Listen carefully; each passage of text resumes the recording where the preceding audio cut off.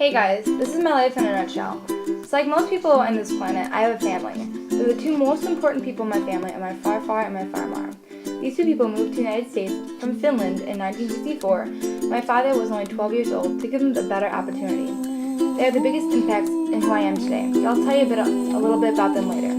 So time goes on, my mother and father create two wonderful children, Kyle, then Erin. They were inseparable. They always did everything together. But with the pressures of having two children, my father couldn't handle it and he wanted a divorce. A little less than 2 years into Erin's life, her father passed away from a drug overdose, and that made their world spin. With no father for her children, and no husband to love, my mother quickly realized that she couldn't do this by herself. As they moved in the condo next to her, she hired a nanny. The nanny's name was Yolanda, and I grew to love her like a mother, because she was basically my mom. Hawaii was the highlight of my childhood. From pretending to eat sand, to pretending to be a mermaid, to learning about the culture, I couldn't have asked for a better place to grow up. But paradise only lasted so long. My brother and I were getting older, and school was on the horizon, so my mother made the decision to take a job offer in Gurnee, Illinois, as a nurse practitioner. As the four of us packed up and moved to Illinois, we knew everything was going to change. No more sunsets, no more beaches, no more fun.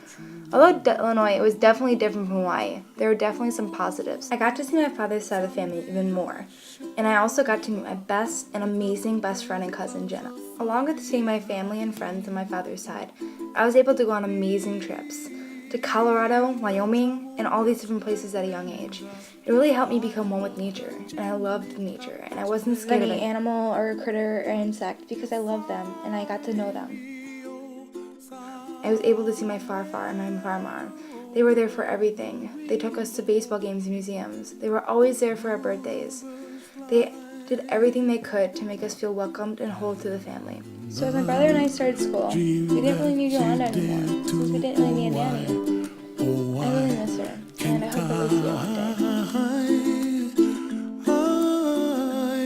Someday I wish upon a star. At the end of second grade, my mom got married to a new guy named John Siegman, who has adopted me under his name. Even though I was skeptical at first, I quickly realized that he really loves us and he really loved my mom, and he wanted me to be his real daughter.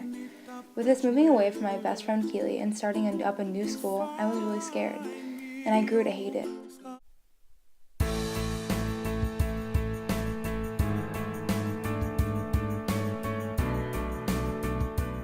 Although I didn't know at the time, my body was going through changes along with my personality, but I hated every minute of it. I went through several different stages. For example, I was a tomboy from 3rd to 6th grade, a jock from 6th to 8th grade, but really what hurt me the most was the fat kid. Going to a new school and having all these different names really made it hard for me to make new friends. I started hating myself, and I would draw a picture of a skinny, stylish girl every night and stick it under my pillow, praying that I would be different the next morning. With my prayers being ignored and my hatred growing towards myself, I felt lost, and I didn't know where God was. Through all the names, I was able to find an escape route.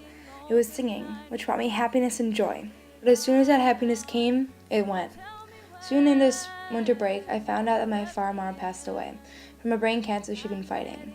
Although I was very depressed and missed her a lot, she gave me a locket that said, "If there ever comes a day that we can't be together, keep me in your heart and I'll stay there forever." With this knowledge that she is always with me and loves me, I started to appreciate the people in my life and my own self-worth. As a family grew closer as one, I was able to knock down the walls I made, leaving it open for new friends. But as I started accepting myself, I became weird and weirder, scaring people off a little bit. Have you gone? I'm getting old and I need something to... Quickly after this happened, I created a friendship that would last a lifetime. Her name was Arden Burzon, and she is the craziest, wildest, funniest person I've ever met, which fit my personality perfectly. As we went and hung out every day and had sleepovers every weekend, we quickly became BFFs, LNMWHs, and told her everything. But with my friendship status changing, my body changed too. Between the end of 7th grade and 8th grade, I grew 8 inches. With my new body type and height, I found myself feeling awkward and like a tall freak at school. But with my new height, I found it gave me a great advantage with sports and gave me a different view of the world and people around me. From participating in these sports, I made many good friends and ended the middle school year by being happy, outgoing, and confident in my future. Although I was very skinny after the growth spurt, I quickly realized that I needed to work out to stay in shape. To rely on. So tell me when you're gonna let The summer before high school, I did my first triathlon with my mom, which was very exciting, and I was so happy I did it with her. That summer, I also flew down to Kentucky by myself for 2 weeks to spend an entire time with my cousin. talk about it. And I also started competitively sailing with my father. The summer is not only the most fun summer I've had in a long time, but it gave me the confidence and optimistic view for my freshman year. My freshman year was very busy, to say the least. I not only had 2 jobs as a lifeguard and referee, but I was a 2-sport athlete for Warren, played club volleyball and basketball, and was in all AP and honors classes my freshman year. With the reunion of my best friend Keely and making many friends through volleyball and basketball, I was enjoying high school to the fullest. Even though Arden was going to a different school and our lives were pretty busy, we made time to hang out and catch up at our football games. With freshman year going by smoothly and snowboarding advancing, my parents gave me a trip to Vail, Colorado for spring break. This trip gave me a chance to spend a lot of time with my brother and parents since I was so busy with sports and school.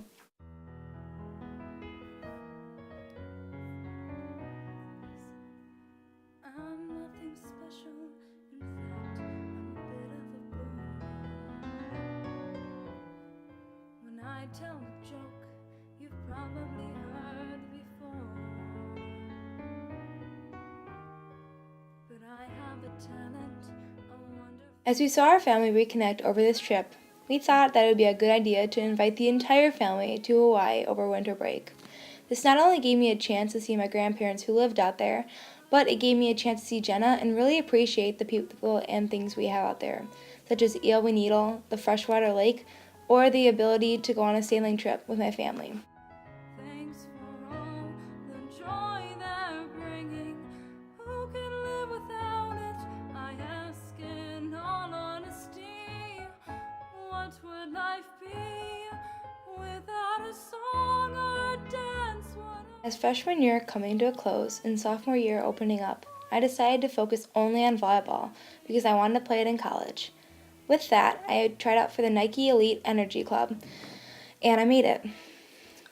2 really important people that I met my sophomore year were Logan Capizzi and Delaney Regner. She says I began. Although my relationship with Logan came and went, Delaney's didn't. She was silly, funny, and just like me. We were 2 peas in a pod. But something was different about her, something that made her special, and I envied it. But as the year came and went, junior year brought great achievements. I not only made varsity volleyball in the fall, but I was also given the National Golden Guard Award for my leadership and skills in the action. While spending time with my cousin Jenna, I realized she had what Delaney had. But soon after I realized what I was missing, Delaney asked me to come to her youth group.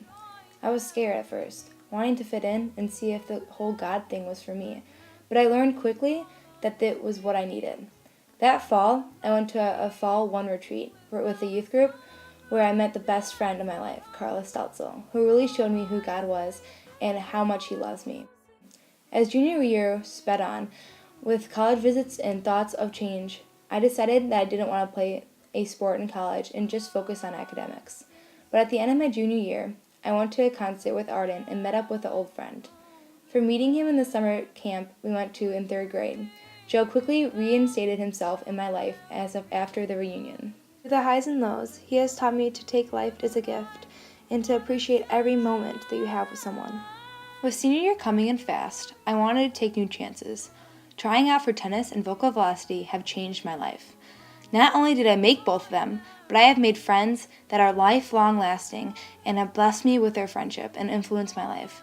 From taking chances, I have learned to accept my failures, persevere through the hard times, and enjoy the triumphs when they come. So how did I get here? I got this way from one amazing mother and 4 amazing guardian angels who have crafted me into the empathetic, outgoing, and happy person I am today. Who am I? I am a human being named Erin who was placed on this earth to help save it from the humans who are destroying it. And where am I going? Well, for right now, I am planning on going to Eastern for education in pre-dentistry. My dream, though, is to raise enough money to advocate and educate people about global warming and how we have to change it. But thank you for listening and hope you enjoyed it.